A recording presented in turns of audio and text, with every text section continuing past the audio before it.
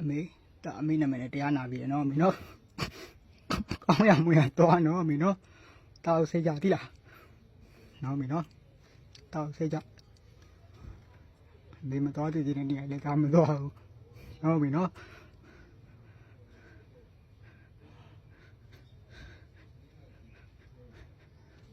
ကောင်းရမွေးရတော့နော်အမေနော်တောက်စိတ်ကြတိလားနိုင်မတော်တည်တဲ့နေရာလည်းကမတော်ဟုတ်ကဲ့လေးရှောက်မလို့နော်အမေနော်ဒါလေးလေးမမနေမှာနော်အမေနော်တောက်စိတ်ကြ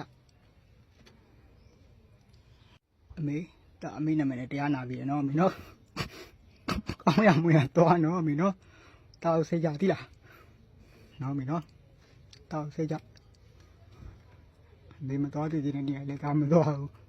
နော်အမေနော်